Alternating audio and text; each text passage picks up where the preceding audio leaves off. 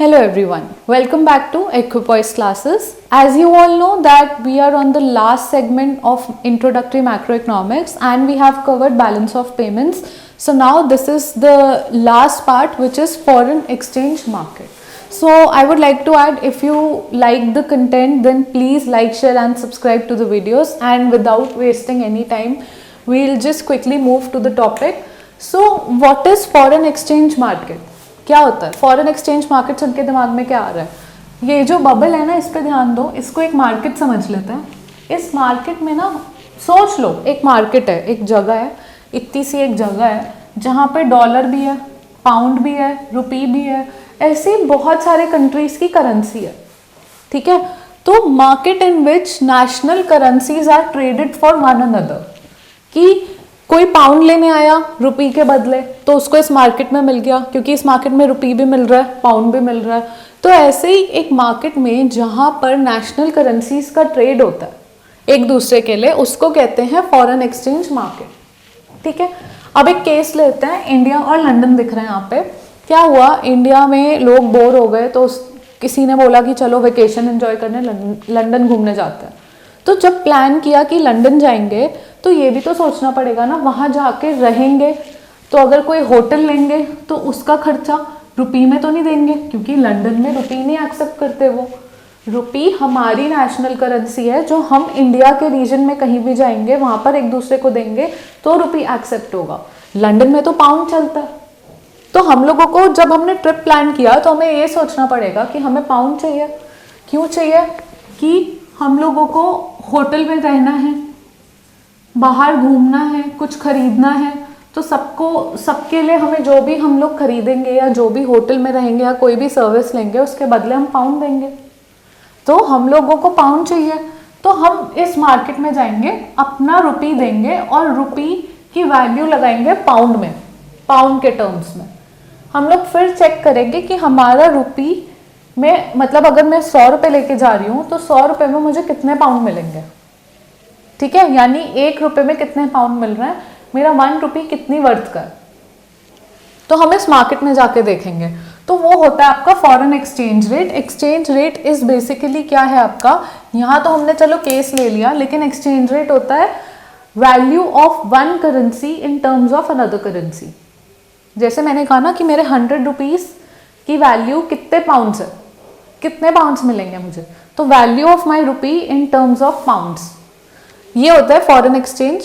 Not rupee and pound, but एक दूसरे की करेंसी के टर्म्स में। रुपी एंड पाउंड यहाँ पे बस मैंने आपको एग्जाम्पल लेके बताया है। फॉरेन एक्सचेंज रेट, जैसे यहाँ पर क्या हुआ, एक्सचेंज रेट एक एग्जाम्पल लिया कि रुपी 50 पर डॉलर, ठीक है, यानी $1 की कीमत 50 रुपये है। यानी जो हमारा 50 रुपीज है वो यूएस में 1 पाउंड है। तो हमारा जो 1 रुपी है वो क्या हुआ, 1/50, यहाँ पे 1/50 आ गया, या आप कह लो 2 सेंट्स। 1 रुपी बस 2 सेंट्स के बराबर है, ओके।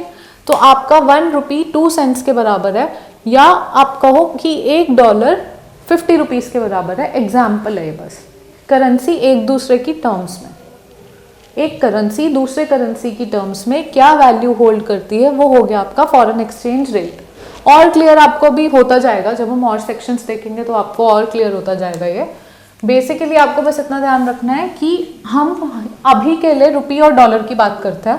तो रुपी और डॉलर में आपको ये याद रखना है कि $1 कितने रुपी का है, या 1 रुपी में कितने डॉलर मिल सकता है, ठीक है। आप एक मार्केट जा रहे हो, यूएस जाते हैं, चलो अब इंडिया में से आपको यूएस जाना है, तो आप अपने रुपीस लेके गए कि 100 रुपीस का मैं एक्सपेंडिचर अफोर्ड कर सकती हूँ, तो 100 रुपीस मैं मार्केट में लेके गई और मैंने बोला इसके बदले आप मुझे डॉलर दे दो और इन डॉलर्स को जाके मैं यूएस में खर्चा करूंगी। तो आपको 100 रुपी में कितने डॉलर मिलेंगे? अगर आप इस एग्जाम्पल के तौर पर देखो तो आपको सिर्फ $2 मिलेंगे, क्योंकि आपका $1 50 रुपीज का है, ठीक है। तो 100 रुपीज के मतलब $2 होगा, ठीक है। बेसिक कैलकुलेशन, इसमें कुछ भी कॉम्प्लेक्स नहीं है। तो अब ना जब हमें समझ आ गया कि फॉरेन एक्सचेंज रेट क्या है, तो हमें ये जानना जरूरी है कि डिमांड फॉर फॉरेन एक्सचेंज और सप्लाई ऑफ फॉरेन एक्सचेंज क्या है। डिमांड कौन करता है, क्यों करता है, सप्लाई कौन करता है, कैसे करता है, क्यों करता है, ठीक है। फिर हम समझेंगे इनके ग्राफ बेस्ड ऑन डिमांड और सप्लाई के क्या मतलब है। उसी के बेसिस पे आपको जब हम आएंगे इस तक तो समझ आ जाएगा कि डिमांड और सप्लाई के जो ग्राफ है उनकी शेप कैसी है और उसका रीजन क्या है, ठीक है। पहले हम देखते हैं डिमांड फॉर फॉरेन एक्सचेंज। तो to purchase goods and services from other countries, as simple. आप यूएस जा रहे हो घूमने, आपको वहां से कोई गुड्स चाहिए, कोई सर्विसेज चाहिए, तो आप डॉलर में पे करोगे उन्हें, तो आप डॉलर डिमांड करोगे। ओके, आप मार्केट गए रुपी लेके कि रुपी के बदले मुझे डॉलर दे दो क्योंकि मुझे यूएस जाना है और यूएस जाके उनके गुड्स खरीदना है, डिमांड की ना आपने, तो यही एक रीजन हो गया। या फिर हो सकता है आपको यूएस नहीं जाना लेकिन आपको किसी को गिफ्ट भेजना है, गिफ्ट में आपको जो यूएस रहता है उसको डॉलर भेजना है। आप इंडिया में किसी को, जब आपके पास कोई मटेरियलिस्टिक गिफ्ट नहीं होता, आप एंड में क्या करते हो, आप लिफाफा देते हैं हम लोग, तो उसमें कुछ पैसे, कुछ रुपीस डाल के देते हैं। तो आपने सेम लिफाफा यूएस में कोई बैठा है उसको देना है, तो उसको रुपीस डाल के तो नहीं दोगे, वो क्या करेगा रुपीस का, क्योंकि यूएस में रुपीस का क्या यूज, डॉलर यूज होता है। तो आपने कहा मुझे उसे डॉलर देना है गिफ्ट में, तो सेंड गिफ्ट अब्रॉड, उसके लिए आपने डिमांड की डॉलर की। ऐसे ही by financial asset of certain country, US में आपने कहा कि आप कोई शेयर ले रहे हो यूएस की कंपनी का, या यूएस में जाके कोई फाइनेंशियल एसेट ले रहे हो, तो उसके लिए आपको डॉलर चाहिए, आपने डॉलर की डिमांड की, ठीक है। ये रीजंस हो गए। तो क्या हुआ, हम यहाँ पे देखते हैं increase in price of foreign exchange. Increase in price of foreign exchange, क्या उसका मतलब हुआ कि increase in cost in terms of rupees. Okay, इसका मतलब कुछ नहीं है, इसका मतलब है हमने एक केस लिया है, आपका पहले ना $1 इज इक्वल टू 50 रुपीज था, यानी 50 रुपीज दे के आपको $1 मिलता था। उस मार्केट में जब आप गए थे तो आपको $1 50 रुपीज का मिलता था। अब आपको $1 70 रुपीज का मिल रहा है, यानी आपको सेम $1 खरीदने के लिए मार्केट से अब ज्यादा पैसे देने पड़ रहे हैं, ठीक है।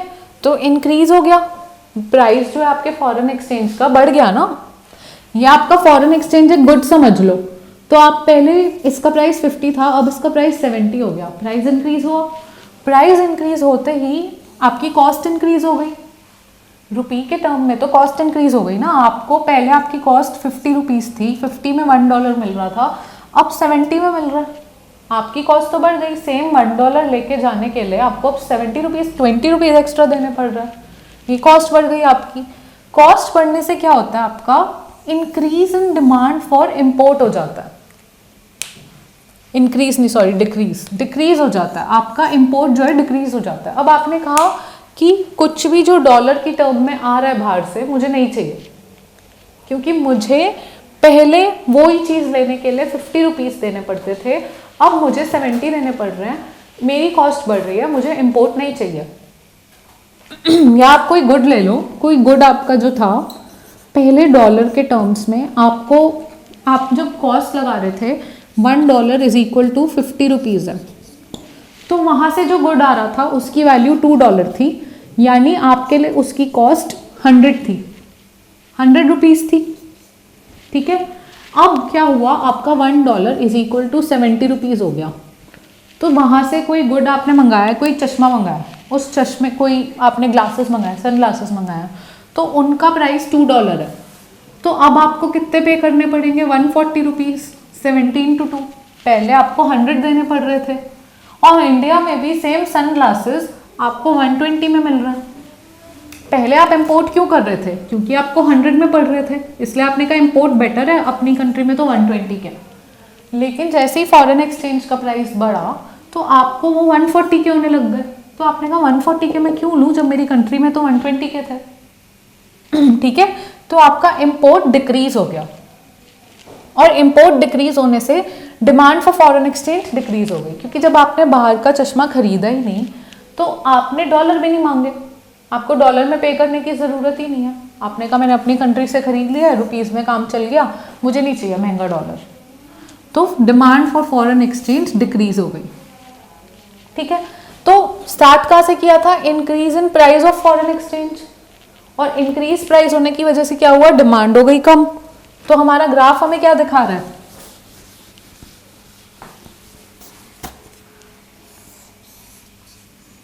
अगर हम यहाँ पर लें अमाउंट ऑफ फॉरेन एक्सचेंज कि फॉरेन एक्सचेंज कितना ले रहे हैं हम, और यहाँ पर है उसका प्राइस ऑफ फॉरेन एक्सचेंज, ठीक है। पहले आपका प्राइस था 50, तो आप डिमांड कर रहे थे $2, ठीक है।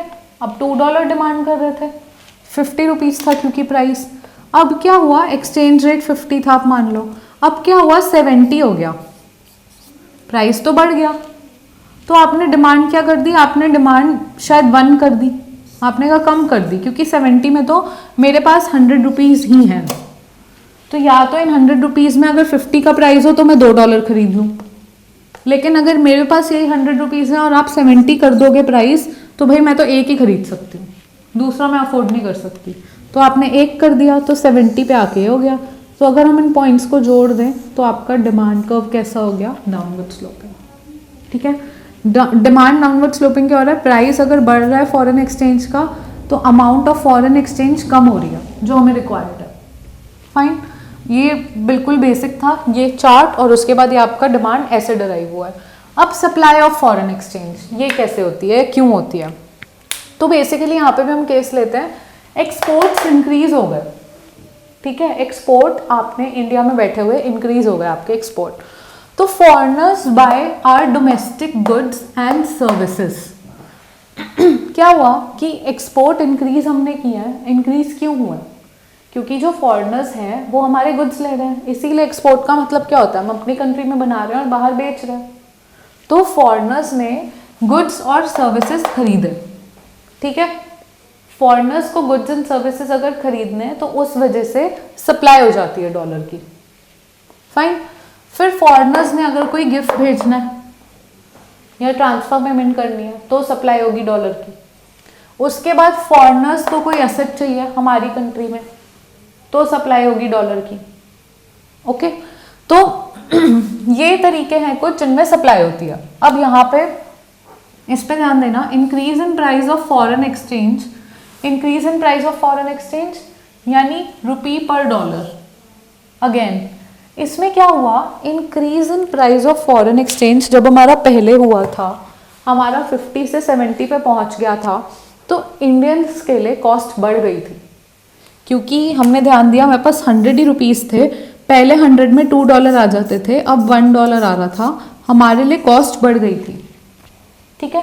लेकिन अगर हम फॉरेनर्स के लिए देखें, फॉरेनर्स के लिए सेम सिचुएशन देखें तो उन्हें $1 के बदले पहले 50 रुपीज़ मिल रहे थे, अब उन्हें $1 के बदले 70 रुपीज़ मिल रहे हैं। फॉरेनर्स के उसमें सोचना, अपने रिस्पेक्ट में नहीं सोचना, हमारे लिए तो कॉस्ट बढ़ रही है, $1 खरीदने, हम अगर इंडियन हैं, हमारे पास रुपी है, हम डॉलर खरीदने जा रहे हैं, और हम डॉलर के बदले अगर ज़्यादा पैसे देने पड़े तो हमारी कॉस्ट बढ़ जाती है।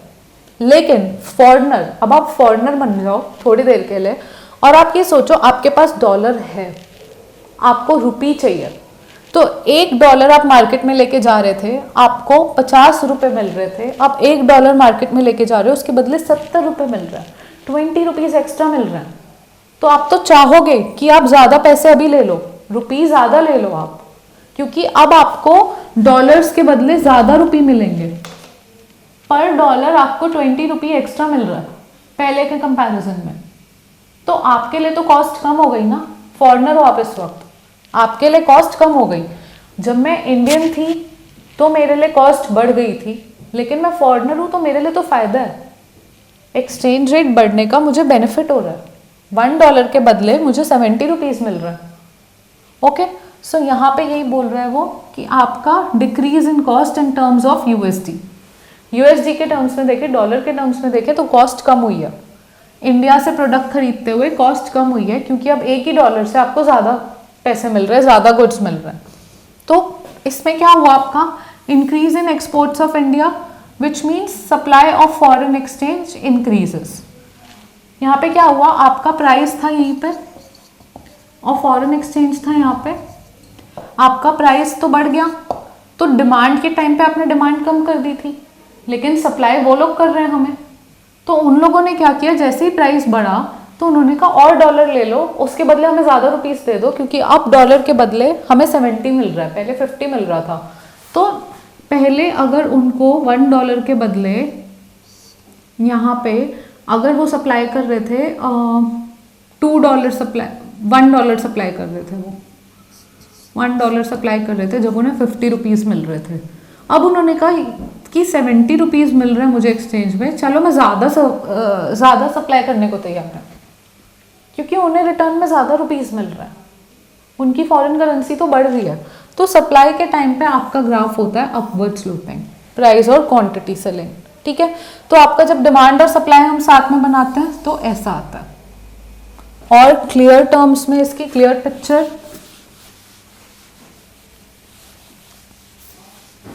जो प्रॉपर ग्राफ होता है वो ग्राफ ही बना के मैं आपको शो कर रही हूँ यहाँ पे।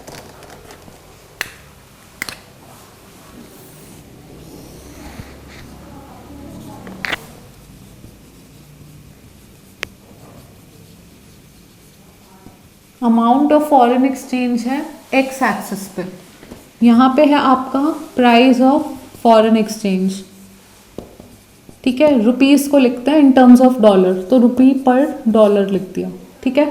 अब आपका डिमांड है डाउनवर्ड, सप्लाई है अपवर्ड, जहाँ पे इनका इक्विलिब्रियम आता है वो एक्सचेंज रेट होता है आपका फॉरेन एक्सचेंज रेट, ठीक है। तो ये होता है, और ये आपको भी आगे इसमें देखने को मिलेगा जहाँ पे हम बात कर रहे हैं डिटर्मिनेशन ऑफ एक्सचेंज रेट, ठीक है। डिटर्मिनेशन कैसे हो सकती है, पहली बात तो 3 तरीके के हो सकते हैं, flexible exchange rate, fixed exchange rate and manage floating. Okay, flexible में क्या होता है, फ्लेक्सिबल का मतलब ही अपने आप में यही है कि डिमांड और सप्लाई की फोर्सेस ही सारी एडजस्टमेंट कर दें, गवर्नमेंट का कोई रोल ना हो, और अपने आप ही मार्केट इक्विलिब्रियम एक्सचेंज रेट आपको दे दे। ओके, तो यहाँ पे क्या हो रहा है, अगर आपने केस लिया इंक्रीज हो गया इंटरनेशनल ट्रैवलिंग में, इंडियंस अब्रॉड ज़्यादा जाने लगे घूमने, इंक्रीज हो गया इंटरनेशनल ट्रैवलिंग में। अब उससे क्या हो रहा है, आपका इंक्रीज होते ही आपका पहले डिमांड सप्लाई ऐसे था, डिमांड सप्लाई ये था, यहाँ जो यहाँ देख लो जो वहाँ बना हुआ है सेम चीज़ मैं यहाँ बता देती हूँ, आपका यहाँ पे ऐसे था पहले, ठीक है। डिमांड था, सप्लाई थी फॉरेन एक्सचेंज की। केस लेते हैं इंडियंस जाने लगे यूएस, ताकि हम रुपीज़ और डॉलर के टर्म्स में ही बात करें, हम डाइवर्ट ना हो अभी। तो अब क्या हुआ, आपका इंडियंस यूएस जाने लगे तो इंक्रीज हो गई, तो डिमांड ना उन्होंने फॉरेन एक्सचेंज के लिए इंक्रीज कर दी। यहाँ पे अमाउंट ऑफ फॉरेन एक्सचेंज, अब हम इंडिया में बैठ के ग्राफ बना रहे हैं, हमारा फॉरेन एक्सचेंज का अमाउंट है डॉलर, क्योंकि हमारी करेंसी है रुपी, हमें यूएस जाना है तो अमाउंट ऑफ फॉरेन एक्सचेंज है डॉलर। तो अब क्या हुआ, क्योंकि हमने यूएस जाना ज़्यादा शुरू कर दिया तो हमारी जो डिमांड है डॉलर की वो बढ़ जाएगी, और उसके बढ़ते ही हमारा जो ग्राफ है वो आगे शिफ्ट हो जाएगा डिमांड का। डिमांड इंक्रीज हो गई ना, तो डिमांड बढ़ गई। डिमांड बढ़ते ही क्या हो रहा है, आपने ज़्यादा डिमांड शुरू कर दी डॉलर के लिए, आपने अपनी डिमांड बहुत बढ़ा दी, आपको अब ज़्यादा डॉलर चाहिए। तो जब आपको ज़्यादा डॉलर चाहिए, आपने यहाँ पे देखा डिमांड शिफ्ट हुई, तो नया जो आपका एक्सचेंज रेट हुआ वो ऊपर हो गया। और हमेशा याद रखना, जैसे आपका पहले था $1 इज इक्वल टू 50 रुपीज़, अब ये हो गया 70 रुपीज़। और जब भी उल्टा होता है यहाँ पे concept, $1 is equal to ₹50, $1 is equal to ₹70। तो अगर यहाँ से ये हो रहा है, अगर 50 से वैल्यू 70 हो रही है, बढ़ रही है, तो इसका मतलब होता है डेप्रिसिएशन। अब आपके माइंड में क्वेश्चन आएगा कि वैल्यू बढ़ने पे डेप्रिसिएशन कैसे हो सकती है, अप्रिसिएशन होने चाहिए। तो लॉजिक लगाओ कि आपको $1 पहले 50 रुपये दे के मिल जाता था, अब $1 के बदले 70 रुपीज़ देने पड़ रहे हैं।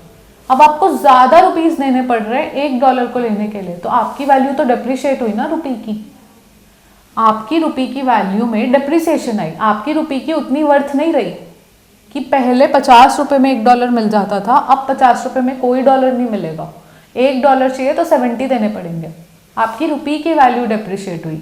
ऐसे ही अगर $1 इज इक्वल टू ₹30 हो जाए, तो अब आपको 30 रुपये दे के भी $1 मिल जाता है, यानी अब पहले वाले एक्सचेंज रेट पे जाएं तो इसमें तो अब आपको $2 मिल जाएंगे, तो आपकी वैल्यू अप्रिशिएट हुई। तो एक्सचेंज रेट में ना उल्टा चलता है, $1 इज इक्वल टू 30 मतलब अप्रिसिएशन, और $1 इज इक्वल टू 70 मतलब डेप्रिसिएशन। बढ़ जाता है जब रुपीस में आपको नंबर ज़्यादा दिख रहा है, 30 से 70 हुआ तो आपको लगेगा अप्रिसिएशन, बट नहीं, डेप्रिसिएशन। मतलब अब सेम $1 लेने के लिए आपको ज़्यादा पैसे देने पड़ेंगे। ठीक है, ये होता है यहाँ पे। तो आपका फ्लेक्सिबल एक्सचेंज रेट में यहाँ पे क्या हो रहा है, आपकी डिमांड बढ़ गई क्योंकि आप यूएस ज़्यादा जाने लगे, तो आपने कहा मुझे फॉरेन एक्सचेंज ज़्यादा चाहिए। डिमांड इंक्रीज होते ही मार्केट में एक्सचेंज रेट भी बढ़ गया क्योंकि रिजर्व्स उतने ही हैं। अब वो आपको डॉलर, आपको ज़्यादा डिमांड बढ़ गई है तो वो थोड़ी ऐसे डॉलर दे देंगे, उनके डॉलर्स भी तो उनका रिजर्व है ना, तो वो कहेंगे चलो प्राइस बढ़ा देते हैं। पहले मैं $1 50 में दे रहा था, अब मैं $1 70 में दूंगा, क्योंकि वो तो डिमांड करने वाले हैं ना, उनको हमारी कंट्री में आना है घूमने, तो वो ज़्यादा पे करें। ओके, ये लॉजिक लगता है। उसके बाद और क्या रीजंस होते हैं, स्पेक्यूलेशन होता है। स्पेक्यूलेशन मतलब एक गैस की फ्यूचर में क्या होने वाला है, स्पेक्यूलेट करना। तो आपने जैसे गैस किया कि अभी करंट एक्सचेंज रेट ₹80 पर पाउंड चल रहा है, लंदन पे आ गए हम वापस, तो लंदन में पाउंड यूज हो रहा है, तो आपने कहा कि ₹80 दे के 1 पाउंड मिल रहा है अभी। लेकिन आपको कहीं से खबर मिल गई, स्पेक्यूलेशन लगा ली कि फ्यूचर में ना 1 महीने बाद $1 पाउंड ₹85 का होने वाला है, यानी अब सेम 1 पाउंड खरीदने के लिए मुझे फ्यूचर में ₹85 देने पड़ेंगे, तो अभी कम देने पड़ रहे हैं। तो आपने अभी की अभी स्पेक्यूलेशन की वजह से 1000 पाउंड्स खरीद लिए। 1000 पाउंड खरीदे तो कितने में पड़े, अभी ₹80 है 1 पाउंड, तो 1000 पाउंड्स 80,000 रुपीज हो गए। और 1 मंथ बाद क्योंकि स्पेक्यूलेशन है कि 85 रेट होगा, यानी आपके 1000 पाउंड्स कितने के होंगे, 85,000 के। तो आपने 80,000 में जो पाउंड्स अभी खरीदे थे 1000 पाउंड्स, 1 महीने बाद वही 1000 पाउंड्स 85,000 के होंगे। और अगर आप तब सेल कर दो तो आपको प्रॉफिट कितने का होगा, 5,000 का। तो ये होता है स्पेक्यूलेशन। उसके बाद इंटरेस्ट रेट देखते हैं। जैसे गवर्नमेंट बॉन्ड है, हमारी कंट्री ले लेते हैं, कंट्री ए लिखा है यहाँ पे, हम अपनी कंट्री की बात करते हैं। हमारी कंट्री में 8% इंटरेस्ट रेट मिल रहा है हमें बॉन्ड पे। सेम सेफ्टी का bond, equally safe bond US में 10% दे रहा है। तो क्या होगा, आप लोग कहाँ से खरीदना पसंद करोगे, आप कहाँ का बॉन्ड खरीदोगे? आप कहोगे हम यूएस का खरीद लेते हैं क्योंकि उसके बदले हमें जो यील्ड मिल रही है वो 10% मिल रही है, हमारी कंट्री में सिर्फ 8% है। तो ये इंटरेस्ट रेट डिफरेंशियल्स की वजह से फॉरेन एक्सचेंज इफेक्ट होती है। जब आप फॉरेन करेंसी के, क्योंकि जब आप उनके बॉन्ड खरीदने जाओगे 10% दे रहे हैं वो, तो आप डॉलर डिमांड करोगे और फिर डिमांड और सप्लाई इंपैक्ट होगी। ठीक है, ऐसे इम्पैक्ट आता है इंटरेस्ट रेट डिफरेंशियल की वजह से, स्पेकुलेशन की वजह से, डिमांड इंक्रीज होने की वजह से।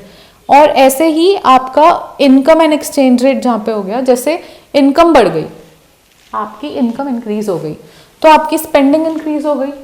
आपकी स्पेंडिंग इंक्रीज होते ही क्या हुआ, आप जो पहले अगर आप सिर्फ हमारी कंट्री के बने हुए गुड्स पे खरीद रहे थे, आप राइस और वीट खरीद रहे थे, राइस और वीट खरीद रहे थे, अपनी कंट्री से खरीद रहे थे, इनकम बढ़ गई आपकी बहुत सारी, तो आपने कहा अब मैं इम्पोर्टेड गुड भी खरीद सकता हूँ। ओके, तो आपने इम्पोर्टेड गुड की डिमांड बढ़ाई। इम्पोर्टेड गुड की डिमांड बढ़ते ही क्या हुआ, डिमांड फॉर फॉरेन एक्सचेंज बढ़ गई फिर से, क्योंकि आपने उनका गुड मांगा है तो उनकी करेंसी भी मांगोगे, उनकी करेंसी में पेमेंट होगी, उनकी करेंसी की डिमांड भी बढ़ेगी, उनके गुड की डिमांड बढ़ रही है तो ऐसे उनकी डिमांड बढ़ गई। ठीक है, ये सब डिमांड और सप्लाई को इम्पैक्ट करते हैं फैक्टर्स। आपने देखा डिमांड क्या, आपने देखा सप्लाई क्या है, और डिमांड शिफ्ट होती है तो क्या होता है एक्सचेंज रेट में, और डिमांड पीछे शिफ्ट होगी तो आपका एक्सचेंज रेट क्या होगा, कम हो जाएगा, 30 हो जाएगा, 30 मतलब अप्रिशिएट हो जाएगा। तो बेसिकली आपकी मूवमेंट क्या आ रही है, यहाँ पे ध्यान दो,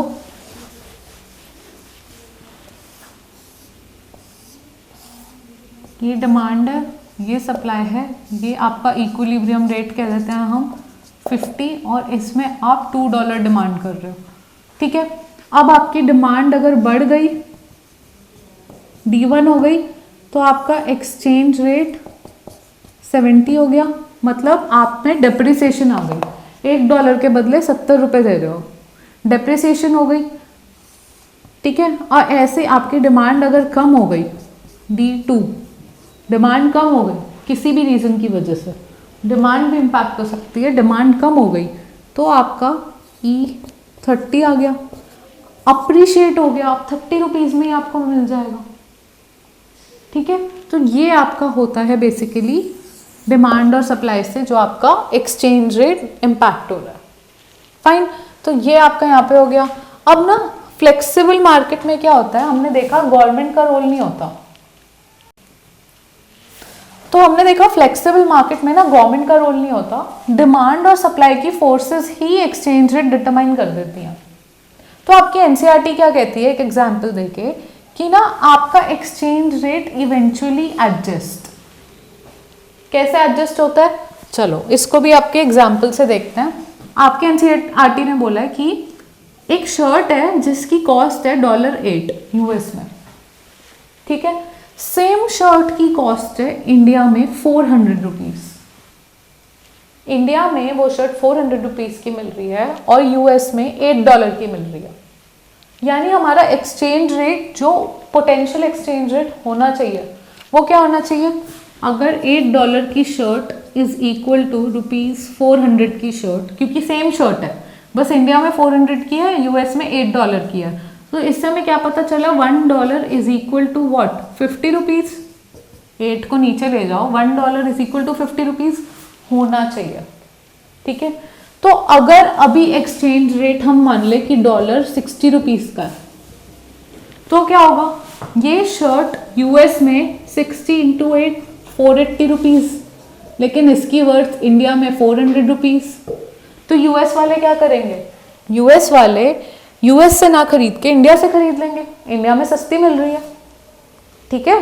तो यूएस वाले इंडिया से इतनी खरीदेंगे, इंडिया की डिमांड बढ़ा देंगे कि एक्सचेंज रेट वापस से 50 आ जाएगा, ओके, स्विंग होगा।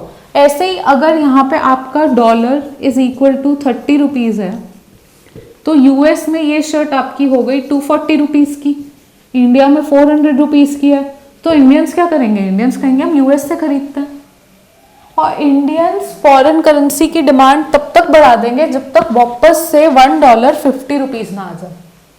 तो आपके एग्जाम्पल में क्या कह रहा है कि अपने आप अगर ज्यादा कम होता है ना, एक्सचेंज रेट जितना होना चाहिए उससे अगर ज्यादा कम होता है तो वो अपने आप एडजस्ट हो जाता है, गवर्नमेंट की भी जरूरत नहीं है।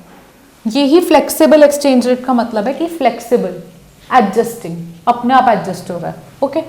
अब हम यहाँ पे देखते हैं फिक्स्ड एक्सचेंज रेट। फिक्स्ड में क्या हुआ, टर्म से ही समझ आ रहा है आपको कि फिक्स का मतलब है गवर्नमेंट ने फिक्स कर दिया, ओके, गवर्नमेंट ने फिक्स किया। तो यहाँ पर आओ ग्राफ पे, यहाँ देखो ब्लैक लाइंस में आपका वही डिमांड सप्लाई है और आपका 50 होना चाहिए, फ्लेक्सिबल डिमांड सप्लाई के हिसाब से 50 होना चाहिए, लेकिन गवर्नमेंट ने कहा कि हमें 70 फिक्स करना है, सम रीजंस गवर्नमेंट ने कहा हमें एक्सचेंज रेट 70 फिक्स करना है। तो गवर्नमेंट ने जब 70 फिक्स किया तो यहाँ अगर हम देखें सप्लाई ग्राफ है, यहाँ डिमांड ग्राफ है, यानी supply is greater than demand, supply B है, डिमांड ए है, तो एक्सेस सप्लाई है, एक्सेस सप्लाई हो गई आपकी, क्योंकि गवर्नमेंट ने जो फिक्स किया उस पे आपकी एक्सेस सप्लाई हो गई है डॉलर की डिमांड उतनी नहीं है लेकिन डॉलर की सप्लाई बहुत है। तो क्योंकि डॉलर मार्केट में बहुत ज़्यादा सप्लाई हो गया है तो आरबीआई बीच में इंटरवीन करती है और आरबीआई क्या करेगी, आरबीआई उसको परचेज कर लेगी। जब मार्केट में कुछ भी ज़्यादा हो जाता है उसको निकालना है तो आरबीआई क्या करती है, परचेज कर लेती है। तो क्योंकि यहाँ पे एक्सेस सप्लाई है, ये वाला रीजन एक्सेस सप्लाई का है, तो यहाँ पे गवर्नमेंट आरबीआई ने क्या किया, डॉलर सप्लाई ज़्यादा हो गया तो डॉलर की सप्लाई कम करने के लिए वापस से परचेज कर लिया, ठीक है। ऐसे ही ताकि ये फिक्स रहे, आपका जो एक्सचेंज रेट है वो फिक्स रहे। ऐसे ही अगर एक्सचेंज रेट कम होने लगता है, यहाँ पे 30 आता है, 30 पे क्या होगा आपका डिमांड, तो सप्लाई ये है, डिमांड ये है, एक्सेस डिमांड का केस है, डॉलर की डिमांड, डॉलर सस्ता हो गया है, डॉलर 30 रुपए का हो गया, पहले 50 का था, और कुछ भी सस्ता होते ही डिमांड बढ़ जाती है, तो डॉलर की डिमांड बढ़ गई है, डॉलर की सप्लाई होती नहीं है, एक्सेस डिमांड है, तो आरबीआई करेगा, आरबीआई के पास जो पहले मैजिक बॉक्स में डॉलर पड़े थे ना रिजर्व, उन रिजर्व से विड्रॉ करेगा और मार्केट में डॉलर फ्लोट करेगा ताकि वापस से एक्सचेंज रेट 50 पे आ जाए घूम के, क्योंकि डिमांड ताकि वापस से कम हो जाए और सप्लाई वापस से ज़्यादा हो जाए। ओके, तो ये होता है। और जब भी ना आपका जैसे गवर्नमेंट जब भी एक्सचेंज रेट आपका ज़्यादा फिक्स करती है, अगर आपका एक्सचेंज रेट है 50, एक्सचेंज रेट मतलब 1 रुपी पर डॉलर आपका है 50, $1 के बदले आपको 50 रुपीज़ देना है। ओके, गवर्नमेंट ने आपका फिक्स किया 70, गवर्नमेंट ने कहा नहीं आपको 70 देना है, तो गवर्नमेंट ने महंगा कर दिया हमारे लिए डॉलर महंगा कर दिया, यानी हमारी जो वैल्यू है करेंसी की वो कम हो गई। तो यहाँ पे हमने देखा था, हम इसी बात को डेप्रिसिएशन कहते थे। डेप्रिसिएशन तब होती है जब मार्केट फोर्सेस की वजह से कम ज़्यादा होता है, और जब गवर्नमेंट रोल प्ले करती है और कम ज़्यादा होता है उसको डीवैल्यूएशन और रीवैल्यूएशन कहते हैं। तो मैं आपको इसको बहुत सिंपल वे में बताती हूँ। आपको डेप्रिसिएशन, आप यहाँ पे लो इक्विलिब्रियम आपका है 50 एक्सचेंज रेट, ठीक है। अब आपका E1 हो गया 70, तो इसको हम फ्लेक्सिबल मार्केट में कहते हैं डेप्रिसिएशन, रुपी डेप्रिशिएट हो गया। लेकिन जब फिक्स्ड एक्सचेंज रेट होता है तो इसको डेप्रिसिएशन ना कह के डीवैल्यूएशन कहते हैं। बात एक ही है, नाम बदल गया। फिक्स्ड एक्सचेंज मार्केट में डीवैल्यूएशन हो गया, फ्लेक्सिबल में डेप्रिसिएशन हो गया। ऐसे ही अगर आपका हम ले लें 30, तो ये हमारा रुपी अप्रिशिएट हो गया। अप्रिशिएट मतलब अपने आप हुआ, डिमांड सप्लाई के फोर्सेस की वजह से, बिना गवर्नमेंट के अपने आप हुआ। लेकिन फिक्स्ड मार्केट में गवर्नमेंट की वजह से इसको कहते हैं रीवैल्यूएशन। यानी अप्रिसिएशन और रीवैल्यूएशन एक ही बात है, बस फिक्स मार्केट में जब गवर्नमेंट फिक्स कर रही है तो रीवैल्यूएशन कहेंगे, जब गवर्नमेंट का रोल नहीं है तो अप्रिसिएशन करेंगे। ठीक है, ये आपका एक्सप्लेनेशन इसके लिए हो गया है। उसके बाद आपका आता है मैनेज्ड फ्लोटिंग। अब आपने पढ़ा flexible exchange rate, fixed exchange rate. Manage floating होता है दोनों के बीच का सिस्टम। दोनों के बीच का मतलब क्या? फ्लेक्सिबल में गवर्नमेंट बिल्कुल इंटरफेयर नहीं करती, मार्केट फोर्सेस से ही इक्विलिब्रियम डिटरमाइन होता है। और यहाँ पे फिक्स्ड एक्सचेंज रेट में आपका गवर्नमेंट फिक्स करती है, मार्केट फोर्सेस पे नहीं छोड़ती, पूरी तरह गवर्नमेंट रोल प्ले करती है। मैनेज्ड में क्या होता है आपका कि आरबीआई तभी इंटरवीन करती है जब अप्रोप्रिएट हो, फालतू में आरबीआई नहीं इंटरवीन करती। जरूरी नहीं है हर बार आरबीआई फिक्स करे, आरबीआई तभी आएगी जब अप्रोप्रिएट होगा। ठीक है, इसी को डर्टी फ्लोटिंग भी कहते हैं। और इसके साथ हमने मैनेज फ्लोटिंग में ज़्यादा कुछ नहीं है करने का। फिक्स्ड एक्सचेंज रेट के बारे में मैं आपको एक दो चीज़ें और बताना चाहूँगी कि मोस्टली कंट्रीज़ में ना फिक्स्ड एक्सचेंज रेट ही चलता था, फ्लेक्सिबल तो बहुत बाद में है। सब कुछ मार्केट पे छोड़ना तो कभी स्टार्टिंग से ही पॉलिसी नहीं थी। तो 1870 से लेके 1914 जब फर्स्ट वर्ल्ड वॉर हुआ था तब तक फिक्स्ड एक्सचेंज रेट ही चलता था आपका। और उसका क्या होता था? गोल्ड स्टैंडर्ड नाम होता था। गोल्ड स्टैंडर्ड में क्या होता था? हर करेंसी की वैल्यू गोल्ड के टर्म्स में फिक्स की जाती थी। जैसे डॉलर की कर दी $1 इज इक्वल टू, नहीं, 1 ounce of gold in US is equal to $35 for example. ठीक है, और सिमिलरली वो 1 ounce ऑफ गोल्ड आपका इंडिया में आप मान लो कि आपका 70 रुपीज हो गया। ऐसे ही आपका पाउंड्स में कुछ भी मान लो 100 पाउंड हो गया। तो उसके बाद इनकी कैलकुलेशन की जाती थी। पहले 1 pound ऑफ गोल्ड की वैल्यू देखी जाती थी कि इतनी क्वांटिटी ऑफ गोल्ड की वैल्यू हर कंट्री में क्या है, फिक्स कर दी जाती थी गोल्ड के टर्म्स में। तो जब गोल्ड के टर्म्स में फिक्स की जाती थी तो उसे गोल्ड स्टैंडर्ड कहते थे। तब तक 1914 तक गोल्ड के टर्म्स में ही फिक्स रहा। फिर फर्स्ट वर्ल्ड वॉर हुआ, फिर गोल्ड की करेंसी में भी प्रॉब्लम आई, गोल्ड की वैल्यूज में भी फ्लक्चुएशन होने लगी, इकोनॉमी में बहुत प्रॉब्लम थी। सब सॉल्व करने के लिए 1944 में ब्रेटन वुड कॉन्फ्रेंस हुई। और इस कॉन्फ्रेंस में क्या आए, दो इंस्टीट्यूशन, आपका वर्ल्ड बैंक और आपका IMF, international monetary fund. Okay, तो आपके ये दो इंस्टीट्यूशंस का फॉर्मेशन हुआ ब्रेटन वुड कॉन्फ्रेंस के टाइम पे। ब्रेटन वुड सिस्टम कहते हैं जो अपनाया। इसमें क्या हुआ, 2 टियर सिस्टम अपनाया कन्वर्टेबिलिटी का। कन्वर्टेबिलिटी मतलब जैसे 1 ounce of gold is fully convertible into $35 कि 1 ounce ऑफ गोल्ड आप कहीं भी लेके जाओ, उसका पूरा का पूरा कन्वर्ट होगा वो $35 में, उसकी वैल्यू $35 मिलेगी, full convertibility. Okay, Brayton would system में क्या किया, ब्रेटन वुड सिस्टम ने अपना फर्स्ट ईयर में तो उन्होंने $35 फिक्स कर दी 1 ounce ऑफ गोल्ड की वैल्यू, ये उन्होंने फिक्स कर दी 1 ounce ऑफ गोल्ड $35 ही होगा। और सेकेंड ईयर में उन्होंने IMF में जो भी कंट्री मेंबर थी उनको कहा कि आपका एक्सचेंज रेट फिक्स होगा, और उनके लिए एक्सचेंज रेट एक फिक्स कर दिया। ठीक है, तो बेसिकली इसमें ज़्यादा डिटेल की ज़रूरत नहीं है, आपके NCERT में एक बॉक्स दिया है, एक्सप्लेनेशन दिया, उसको पढ़ना तो बहुत अच्छा रहेगा आपके लिए। तो ये सारा एक्सप्लेनेशन है, ये बेसिकली आपको ये बताता है कि कंट्रीज़ में पहले के टाइम पे फिक्स्ड एक्सचेंज रेट सिस्टम चला आ रहा था। गोल्ड में करेंसी की वैल्यू फिक्स थी आपकी गोल्ड के टर्म्स में, और उसके बाद आपकी करेंसी के टर्म्स में फिक्स हुई, बट फिक्स्ड था, फिक्स चार्ज भी होता है। लेकिन उसके बाद धीरे धीरे flexible exchange rate system evolve हुआ आपका, और यहाँ पे क्या हुआ कि एक्सचेंज रेट डिमांड और सप्लाई की फोर्सेस से हम देखने लगे कि कितना होगा, उसकी वैल्यू उससे निकालने लगे। ओके, तो ये आपका था flexible exchange rate, fixed exchange rate. आपके NCERT जो अपडेटेड है 2018-19 की, उसमें इंडिया का भी एक्सचेंज रेट सिस्टम कैसे इवॉल्व हुआ है उस पर एक बॉक्स है, जिस पे मैं आपके लिए सेपरेटली बहुत छोटी सी वीडियो बनाने के मूड में हूँ, मैं उसको देखूंगी, और मैं और भी कंटेंट इधर उधर से इकट्ठा करके एक स्टोरी फॉर्म में आपको समझाना चाहती हूँ कि एक्सचेंज रेट सिस्टम इंडिया में कैसा था या कैसा हुआ, क्योंकि इंडिया की स्टोरी बाकी कंट्रीज से थोड़ी अलग है। ओके, सो अभी के लिए कंट्री वे में और मेजर वे में हम लोगों ने फॉरेन एक्सचेंज मार्केट अपनी कवर कर ली है, और इसी के साथ ब्रॉड टर्म्स में आज हमारा मैक्रो इकोनॉमिक्स का जो पूरा पोर्शन है वो होता है ख़त्म। अब इसके बाद आपको इसी चैप्टर से रिलेटेड NCERT सॉल्व वीडियो मिलेगी, क्वेश्चन जिसमें हम लोग साथ में मिलकर सॉल्व करेंगे, और उसके अलावा जो भी न्यूमेरिकल्स होंगे अब जिन जिन चैप्टर्स में जो ज़रूरी हैं वो सब आपको सेपरेटली फेसबुक और इंस्टाग्राम पेज पे मिलते जाएंगे।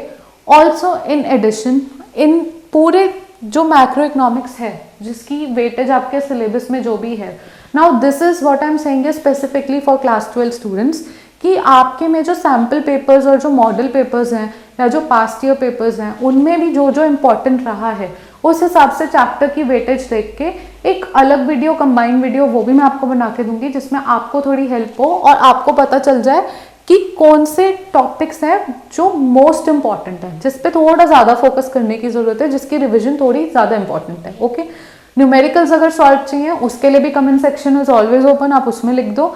कोई भी और क्वेरी है, डाउट है, कोई और वीडियो चाहिए मैक्रो इकोनॉमिक्स में, उसके लिए भी आप प्लीज़ कमेंट सेक्शन में लिख दो, and I will attend each one of you. Okay, so I hope you like it, like, share, subscribe, the common drill, and next we'll come up with Indian economy for class 12th people. Okay, till then, bye, take care.